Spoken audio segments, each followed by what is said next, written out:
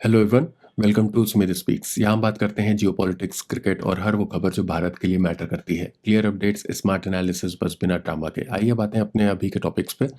तो पहली खबर ये कि पाकिस्तान के लीडर चौधरी अनवरुल हक ने एडमिट करते हुए कहा कि भारत में रेड फोर्ट ब्लास्ट और पहलगाम अटैक पाकिस्तान ने ही करवाया था रिटेलिएशन में। ऑब्वियसली ये कोई नई बात तो नहीं है कि पाकिस्तान आतंकवादियों को बढ़ावा देता है, मगर मुझे ये नहीं समझ आया कि रिटेलिएशन किस बात का। ये रीज़न पाकिस्तानी मिनिस्टर मेंशन करना भूल गए शायद।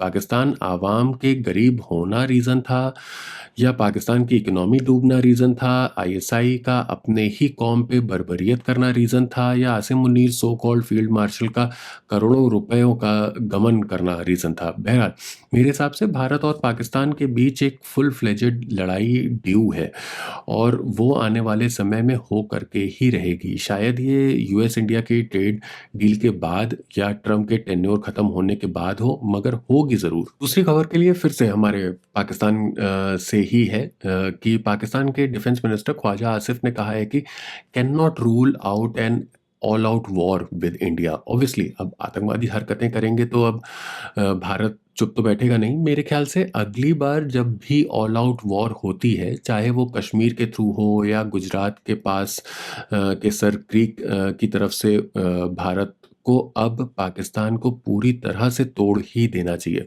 इवन टू द एक्सटेंट कि पाकिस्तान के पास उसकी अपनी मिलिट्री भी ना हो, सिर्फ इकनॉमी हो, उसमें भी इंडिया का रोल और से होना ही चाहिए, जिससे अब इन सब चीज़ों का एक फुल एंड फाइनल सॉल्यूशन निकले। तीसरी खबर फिर से हमारे प्यारे पाकिस्तान से ही है, कि एक रिपोर्ट के अकॉर्डिंग जैश ए मोहम्मद भारत में सुसाइड अटैक करने के लिए तैयारी कर रहा है, जिसके लिए वो पाकिस्तानियों से डोनेशंस भी मांग रहा है।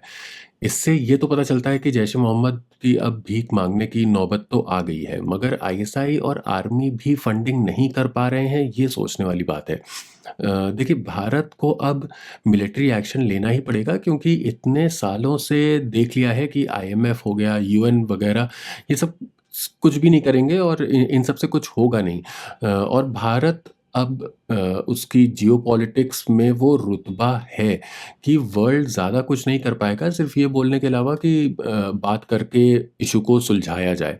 अगर हम लोग ऐसे ही वेट करते रहेंगे तो ये सारी चीज़ें खिंचती ही जाएंगी, और धीरे धीरे टर्की और चाइना का रोल और भी बढ़ जाएगा। अभी भी बहुत ज़्यादा है, मगर अब आगे आने वाले समय में और भी ज़्यादा बढ़ जाएगा, स्टेक बढ़ जाएगा। तो उनकी तरफ से अब इनडायरेक्ट वे में इंडिया पे अटैक होना शुरू होगा। इसलिए जितनी जल्दी से जल्दी ये पाकिस्तान का चैप्टर क्लोज हो, मेरे हिसाब से उतना ही अच्छा है। चौथी खबर के लिए चलते हैं यूएस।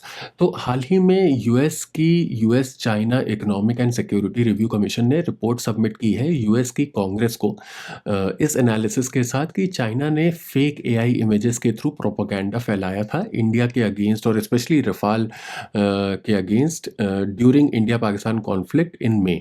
अब यहाँ पे ये समझने की ज़रूरत है कि चाइना ऐसा कर क्यों रहा है। तो चाइना को ऑब्वियसली अपने हथियार बेचने हैं, पाकिस्तान को बहुत इजी बायर भी है पाकिस्तान, मगर इसका रिजल्ट ये हुआ कि पाकिस्तान का डिफेंस बजट 20% बढ़ गया है। अब ऑब्वियसली उनकी इकोनॉमी तो बहुत अच्छा कर नहीं रही है, मगर उसके बावजूद भी बजट 20% सिर्फ डिफेंस को की तरफ बढ़ रहा है।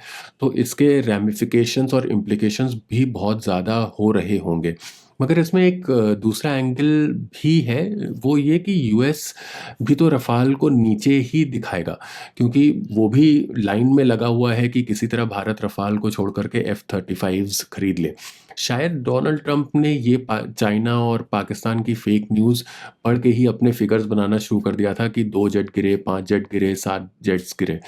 ऑब्वियसली ये कोई ढकी छुपी बात तो नहीं है कि चाइना और पाकिस्तान फेक न्यूज़ का प्रोपेगेंडा करते हैं, मगर यूएस में ही प्रेसिडेंट कुछ और कहता है और वहाँ के पैनल्स की एनालिसिस कुछ और होती है।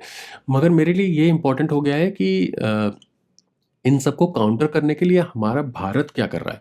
क्योंकि ये फेक न्यूज़ प्रोपेगेंडा तो अब बढ़ेगा ही, कम नहीं होगा। इसलिए अब भारत को भी एक्शन लेना ही पड़ेगा। ये एक्शन कुछ ट्विटर और यूट्यूब अकाउंट्स ब्लॉक करके नहीं होगा। इसके लिए प्रॉपर स्ट्रैटेजी बना करके सिस्टमैटिकली डिसमेंटल करना पड़ेगा और उससे भी पहले हम लोगों को भी ये देखना पड़ेगा कि इन सब चीज़ों का जो असर होगा वो वो किस लेवल पे होगा। इनफैक्ट प्रोएक्टिव होना ये बहुत ज़्यादा इम्पोर्टेंट है, जैसे इज़राइल की आईडीएफ और मोसाद होती है।